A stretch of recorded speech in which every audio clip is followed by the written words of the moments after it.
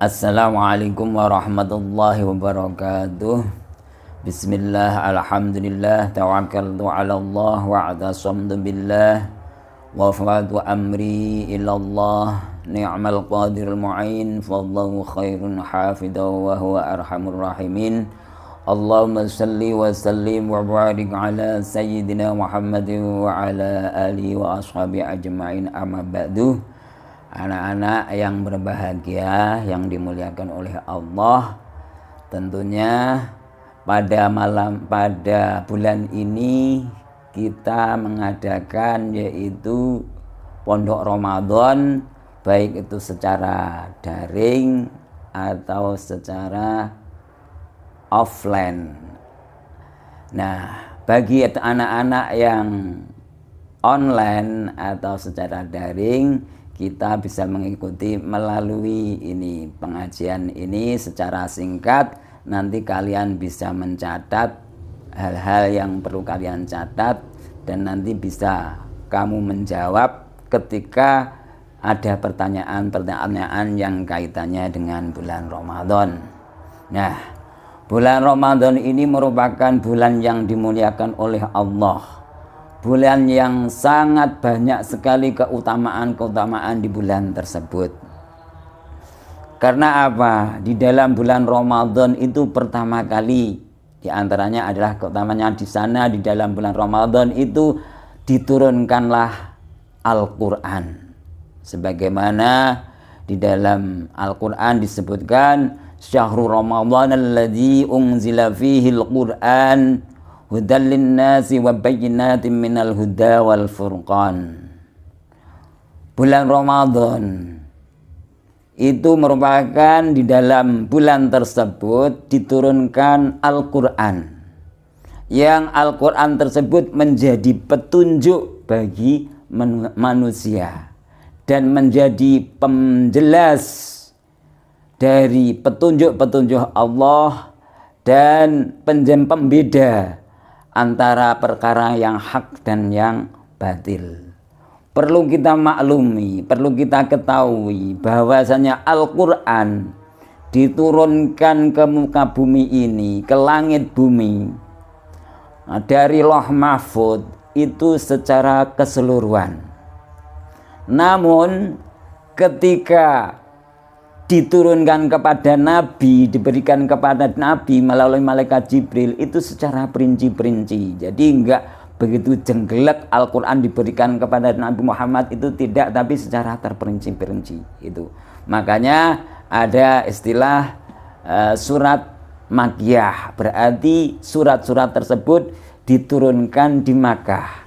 Ada surat Madaniyah yang berarti surat-surat Al-Quran tersebut diturunkan di Madinah. Nah, itu terperinci-perinci sedikit-sedikit sesuai dengan kebutuhan yang terjadi di saat ayat-ayat tersebut turun, atau di saat Nabi Muhammad itu adalah dakwah mengajak umat untuk berbondong-bondong ke dalam Islam. Nah, itu jadi intinya Al-Quran dari Lauh Mahfud ke langit dunia ini secara menyeluruh, tapi ketika diturunkan kepada Nabi Muhammad melalui malaikat Jibril itu secara terperinci-perinci itu. Nah, diturunkannya Al-Quran secara menyeluruh itu di bulan Ramadan. Itu diantara kelebihan kenapa Al-Quran, kenapa di bulan Ramadan itu sangat diutamakan, itu karena di bulan Ramadan ini diturunkan Al-Quran. Sehingga nanti di bulan Ramadan nanti ada istilah itu memperingati turunnya Al-Quran, itu disebut dengan apa? Yaitu dengan nuzul Quran. Itu. Yang berikutnya di dalam bulan Ramadan ini pintu surga itu dibuka oleh Allah. Artinya rahmat Allah itu diturunkan di saat bulan Ramadan itu. Terus kemudian pintu neraka niku ditutup, dikunci, yang berarti siksa Allah itu diredakan di saat bulan Ramadan. Terus setan itu dibelenggu sebagaimana dalam hadis, idza jaa Ramadan futihat abwabul jannah wa ghuliqat abwabun nar wa sudifat asyayatin. Ketika telah datang bulan Ramadan, dibukalah pintu-pintu surga dan dikuncilah pintu-pintu neraka dan setan itu dibelenggu. Mungkin jadi pertanyaan buat kalian. Katanya tadi setan itu dibelenggu di saat di bulan Ramadan. Tapi kenapa banyak sekali anak-anak atau orang-orang itu di bulan Ramadan tetap melakukan kemaksiatan? Perlu kita ketahui bahwasanya yang namanya setan itu menggoda manusia itu melalui hawa nafsu. Di saat bulan di luar Ramadan itu sudah dibiasakan, dituntun oleh setan untuk melakukan kemaksiatan-kemaksiatan, dan itu sudah menjadi kebiasaan. Maka jika walaupun bulan Ramadan itu terjadi, setan itu sudah dibelenggu, kebiasaan itu tidak akan berubah. Karena nafsu itu sudah ketagihan melakukan suatu kemaksiatan. Contoh yang gampang, misalkan seandainya kamu itu punya sapi, terus setiap hari itu kamu bawa ke sungai, terus diletakkan pada tempat rumput yang hijau, itu pasti sapi tersebut adalah suka sekali. Nah, setiap hari di situ, jadi dibawa ke kali, terus dimandikan, diletakkan pada tempat yang rumputnya hijau, itu sudah terbiasa seperti itu. Nah, suatu ketika kok misalkan nanti kamu itu misalkan dilepas gitu saja, ndak usah dituntun, itu yang namanya sapi itu sudah mengetahui kebiasaannya seperti itu dan itu nyaman, enak, pasti dia akan melakukannya. Dia akan ke sungai sendiri mencari makan-makan dengan nyaman itu. Nah, itu gambaran ketika nafsu kita ini dituntun oleh setan di bulan Ramadan, di luar bulan Ramadan, terus melakukan kemaksiatan-kemaksiatan. Walaupun sudah bulan Ramadan ini adalah setan dibelenggu, kemaksiatan tetap terus jalan. Nah, maka dari itu kita perlu melatih menahan hawa nafsu, untuk melakukan kebaikan-kebaikan dan meninggalkan hal-hal yang tidak baik, sehingga nanti kalau sudah terbiasa seperti itu, baik di bulan Ramadan atau di luar bulan Ramadan, itu sudah menjadi kebiasaan dan terasa nyaman, kita akan terus lakukan terus dan tidak mau melakukan apa yang dilakukan oleh setan. Nah, itu. Jadi di bulan Ramadan ini pintu surga dibuka, rahmat Allah dibuka, terus pintu neraka ini adalah dikunci, setan-setan niku dibelenggu. Kemudian berikutnya di dalam bulan Ramadan ini, bagi anak-anak atau bagi orang-orang yang melakukan puasa, terus puasanya itu bukan mencari pamrih, tapi ini memang benar-benar boleh mencari ridho Allah karena iman, maka orang tersebut akan mendapat ampunan. Ini dasarnya, man shoma ramadhana imanan wa ihtisaban ghufira lahu ma taqaddama min dambi.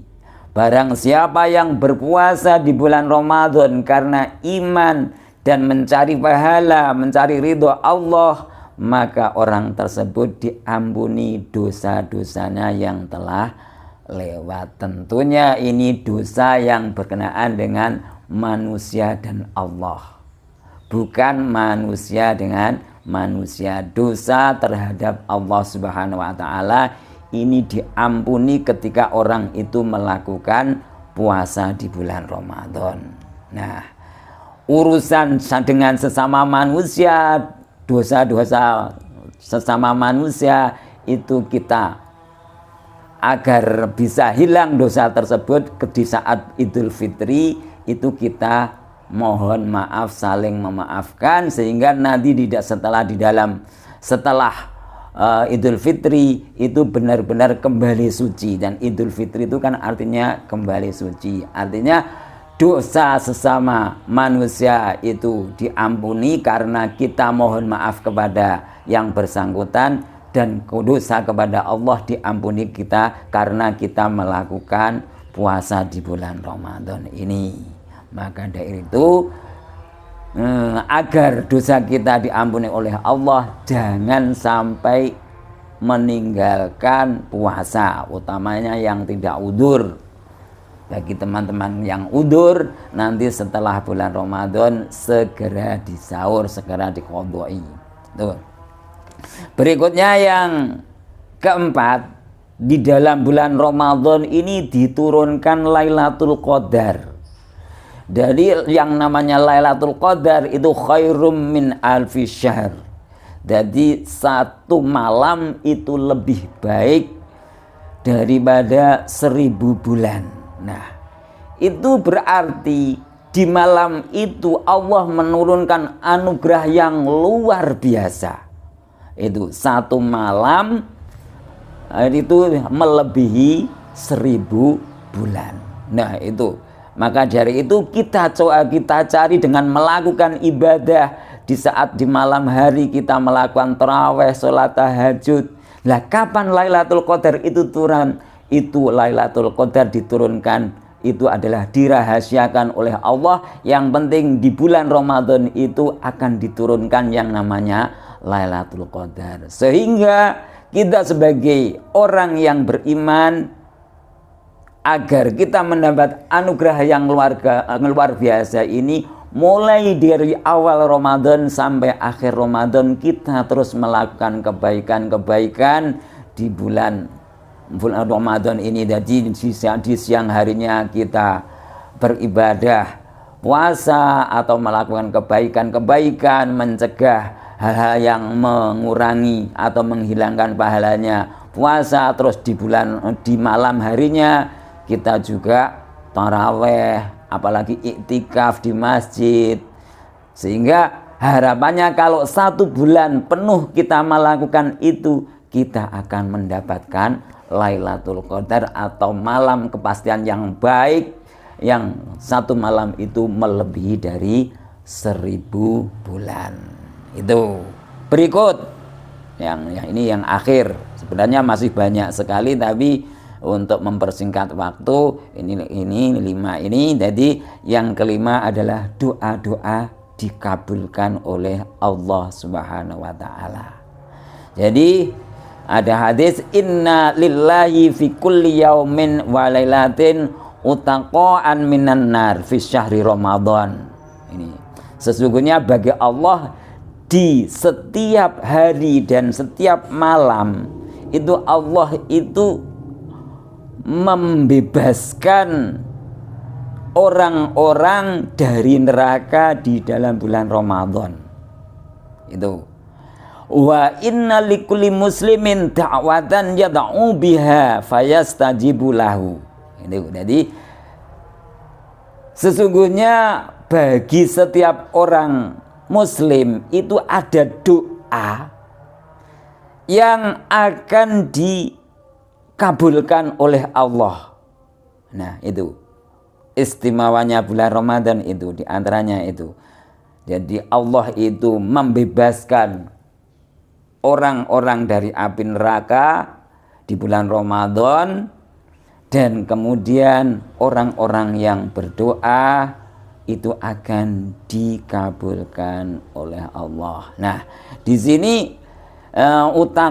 utaqaan minan nar, dimerdekakan dari neraka tentunya nanti adalah bagi orang-orang yang beriman. Jadi orang yang beriman itu nanti kalau misalkan dia punya dosa itu akan dimasukkan di dalam neraka setelah neraka, setelah dosa-dosa tersebut habis di bulan Ramadan, di saat Ramadan itu dimerdekakan dari neraka tersebut.